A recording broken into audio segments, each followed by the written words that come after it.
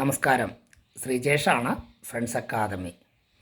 Electrical സംബന്ധമായ ജോലി ചെയ്യുന്ന ആളുകൾ പ്രത്യേകം ശ്രദ്ധിക്കുക. നിലവിൽ ലൈസൻസിങ് ബോർഡിൻ്റെ എല്ലാ കാര്യങ്ങളും ഓൺലൈനായിട്ടാണ് പോയിക്കൊണ്ടിരിക്കുന്നത്. അതുകൊണ്ട് തന്നെ ഒരു പുതിയ സംവിധാനം വന്നാൽ അതിൻ്റേതായ കുറവുകളും അതേപോലെ തന്നെ കാര്യങ്ങളും ഉണ്ടാവും. അത് പരിഹരിച്ചിട്ട് ലൈസൻസിങ് ബോർഡ് മുന്നോട്ട് പോകുന്നുണ്ട്. അതുകൊണ്ട് തന്നെ നിലവിൽ ലൈസൻസിങ് ബോർഡിൻ്റെ എല്ലാ സേവനങ്ങളും കുറച്ച് കാലതാമസം വന്നിട്ടാണ് പോയിക്കൊണ്ടിരിക്കുന്നത്.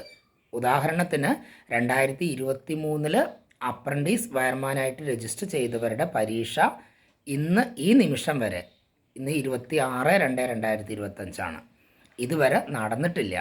അതുകൊണ്ട് തന്നെ ലൈസൻസുകൾ എടുക്കാൻ ആഗ്രഹിക്കുന്നവർ എത്രയും പെട്ടെന്ന് തീരുമാനം എടുത്തോളൂ. നിങ്ങൾ ഇന്ന് തീരുമാനമെടുത്താൽ മിനിമം 2 വർഷം ആവുന്നുണ്ട് പ്രൊസീജിയർ മുഴുവനായിട്ട് കഴിയാൻ.